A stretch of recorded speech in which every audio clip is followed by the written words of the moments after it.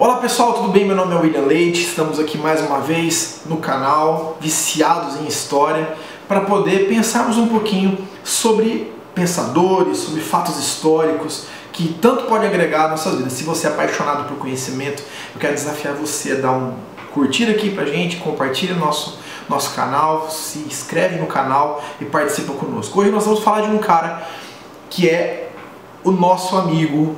Eu sei, não, você vai dizer assim, não, não sou, não. Ele é, cara. Não olha mal pra ele se sente triste, assim, ó. O nome dele é Maquiavel. Meu Deus, você vai dizer assim, uau! Não. Maquiavel é um grande cara, um grande pensador, ou um grande inspirador na filosofia política. Um homem que teve grandes ensinamentos, independentemente da gente concordar ou não com eles, ele com certeza talvez seja um dos filósofos políticos, dos pensadores mais injustiçados da história. Hoje quando alguém diz assim, nossa, esse cara é maquiavélico, você vai assim, meu Deus, o cara é malvado, cruel, vai matar criancinhas. Não, isso não tem nada a ver. Eu quero pensar isso com você e talvez cair alguns mitos nesse momento que nós vamos estudar juntos esse grande homem. Vamos lá. Maquiavel, ele nasceu no século XV, 1469, e ele teve uma história muito interessante, porque ele viu na Península Itálica, na cidade de Florença, onde ele nasceu e viveu, e trilhou a vida dele inteira, ele viu ascender e cair governos, pessoas, lideranças, e assim, ele nesse processo todo, ele começou a se perguntar como seria a sociedade perfeita, como seria o caminho certo para governar, qual era o caminho certo, qual não era o caminho certo, o que dava certo, o que não dava. Isso tudo perambulou na cabeça dele por muito, muito tempo e depois fez com que ele presenteasse o mundo com algumas obras-primas da filosofia política que inspiraram muitas pessoas, inclusive aqueles que ficam batendo nele e injustiçando ele, coitado. Né? Então vamos lá. E esse cara teve uma formação, eu quero falar uma frase dele que eu acho que vai ser importantíssimo para a gente entender um pouquinho sobre a ideia dele, talvez a ideia que mais, eu acredito, que mais resuma ao pensamento de Maquiavel. Ele diz assim, ó, o mundo da política não leva ao céu. Presta atenção no ambiente sagrado, ó.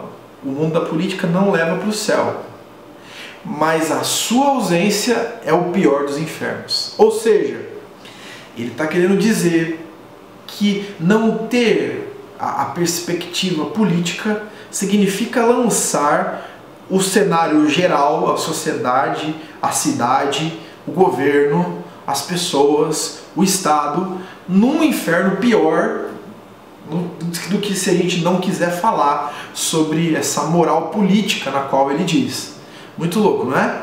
Então, ele diz assim, ele viu todas essas ascensões e quedas de governo, teve um pai que inspirou ele, porque o pai dele era um advogado que tinha uma formação, letramento, e apresentou para ele os clássicos, apresentou para ele, deu fundamentos para que ele pudesse desenvolver sua capacidade intelectual.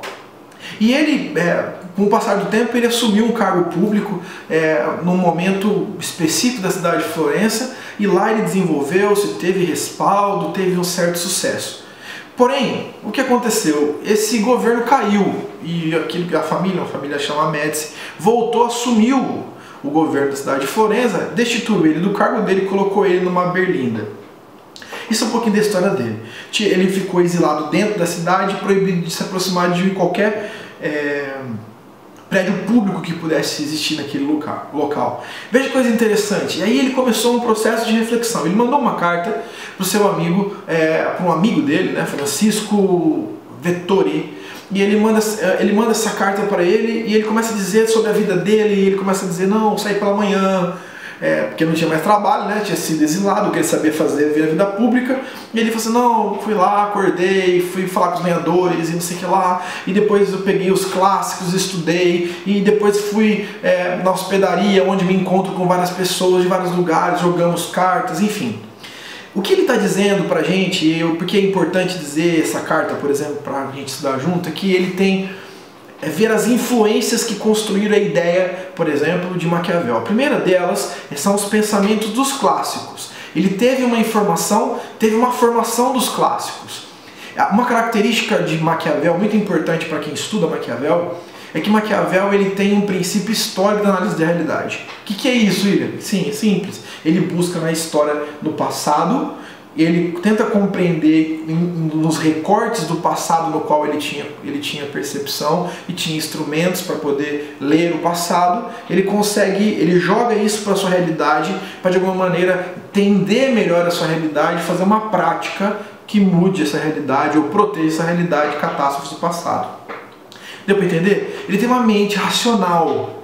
Ele não explica a realidade do que está acontecendo através de uma fé, ou de uma filosofia, ou de um pensamento. Então, mesmo ele tendo a formação que ele teve, formação junto com aprendendo nos textos e bebendo nos textos de Aristóteles, de Platão, de Sócrates, de outros nomes, ele diz assim, cara, isso aí tem que parar, eu tô fora. E quando ele pensa nisso, isso que ele chama de moral política e moral cristã, quando ele desenvolve esse princípio da moral política, ele percebe que todo esse processo de ideologia, de conjecturações abstratas sobre sociedade, que não tem praticidade, essa utopia, ele começa a rechaçar e tirar de perto dele. Então ele se transforma numa pessoa que lê a realidade de maneira muito fria, muito crua, e sem expectativas messiânicas, sem religiosas, sem estar ligado com o sagrado. Ele começa a ver a realidade política e a maneira de como governar tudo através do quê? Através do pensamento racional. Beleza. Quando ele descarta os pensadores do mundo clássico, ok. Quando ele descarta a moral cristã, ele diz, como nós vimos a frase que ele disse, que o mundo da política não leva você para o céu, mas sem ela estabeleceria-se o pior dos infernos. O que ele está querendo dizer com isso? Ele está querendo dizer que a figura, a maneira como gerir uma nação, gerir um governo, gerir um príncipe governar, ou um principado governar, significa que muitas vezes ele ia ter que romper com a moral clássica religiosa cristã. Por isso que ele foi odiado na Idade Média, por isso que ele foi odiado no seu tempo posterior a ele. Por isso que ele foi odiado por todas as pessoas que estavam em volta dele depois, ligadas à religião. E o livro dele, inclusive, foi perseguido e queimado. Porque o cara diz assim, para você governar, você não pode ter o pensamento de Jesusinho, não dá. Jesus é Jesus, governar é governar.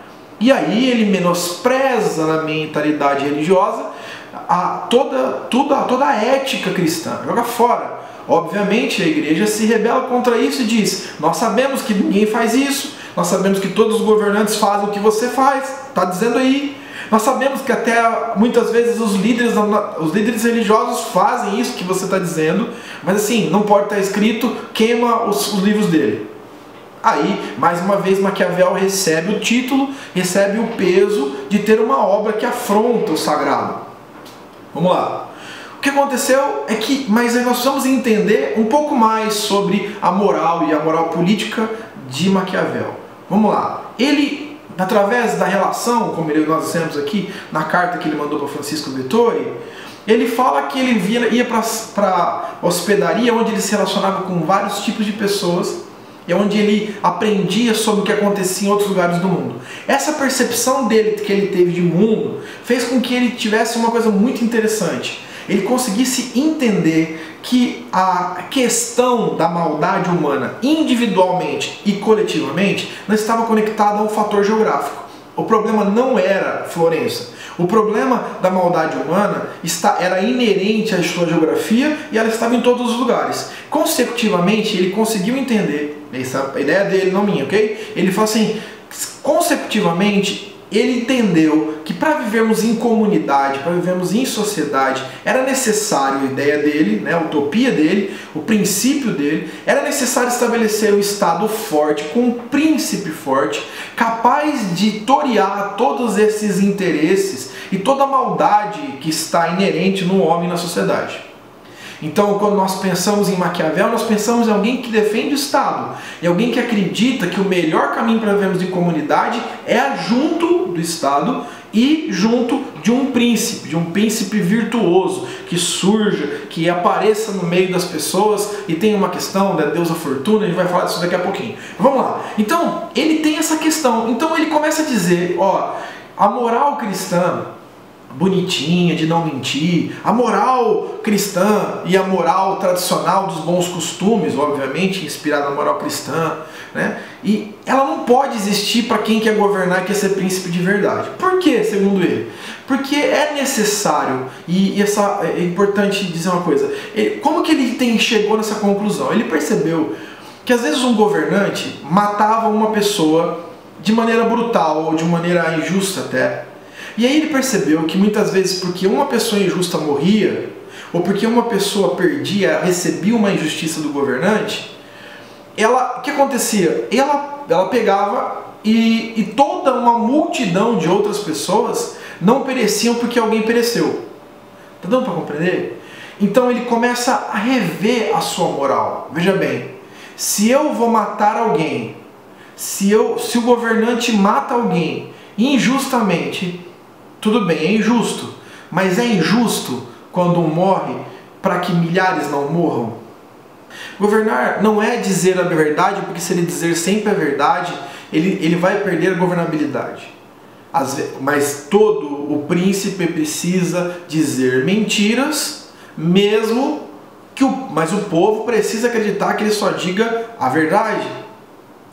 É o escancaramento da hipocrisia para dentro. É como se eu chegasse e dissesse hoje para um político, ó, político, você tem que ser ladrão, mas todo mundo tem que achar que você é honesto. Porque é assim que flui a vida. Olha como o tema de Maquiavel, e assim como os clássicos, porque são clássicos, porque eles têm a capacidade de estarem, mesmo com suas divergências de tempo, de espaço, estão falando de coisas que ainda permeiam a nossa reflexão, permeiam ainda a nossa realidade, né? Como nós vemos aqui no Brasil, por exemplo, nos dias que nós vivemos hoje. Então, nós vemos Maquiavel exatamente tendo esse processo, essa reflexão. Peraí, entendi. Então eu preciso... Como é que é o governo? Para governar, muitas vezes tem que abdicar de situações como essa. Ele enfrentou uma série de problemas, de lutas, grandes dificuldades na vida dele, mas ele é conhecido como o filósofo ou filósofo político que dá verdade. Ele tem um termo que ele usa nos seus textos, que é verita effettuale, que significa verdade efetiva. Ele deixa todos o não realismo, ele deixa todas as conjecturações filosóficas e ele vai para a realidade e faz o cisma da questão religiosa, da questão utopia, das questões das lendas, e analisa a política e a moral política numa perspectiva profundamente racional e às vezes até muito firme. Tá dando para compreender? Então ele se pergunta, peraí, se eu vou governar, qual o preço que eu vou governar?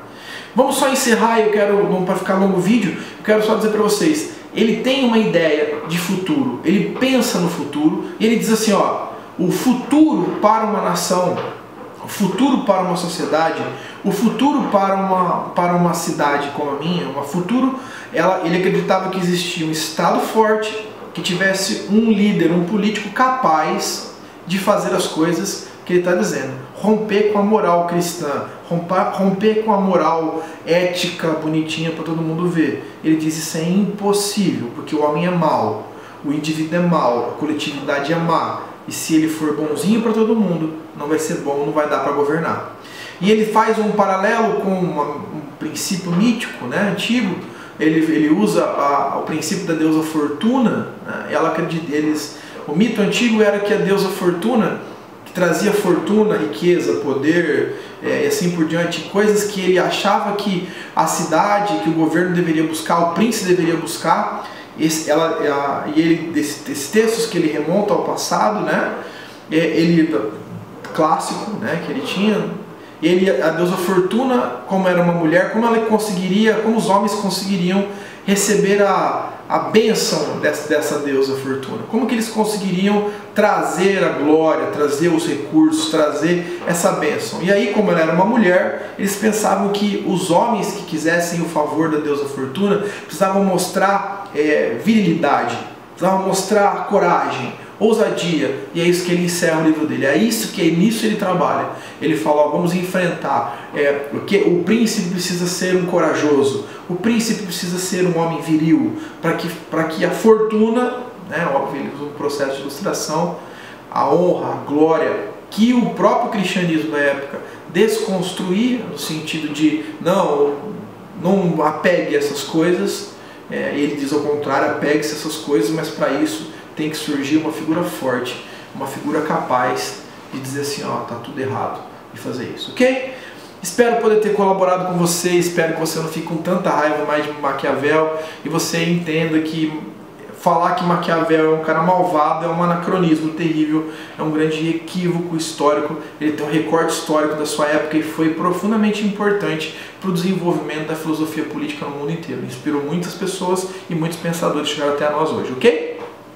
Se você curtiu, se você recebeu, por favor, clique aqui, compartilha, envia para os seus amigos, compartilha para as pessoas, para que possamos ter uma grande rede, um grande momento juntos através desse canal de aprendizado mútuo. Escreve aqui, não concordou, fala tá errado, esse dado tá errado, você é ruim, você é bom, escreve aqui e a gente participa junto, ok? Um beijo, queridos, valeu!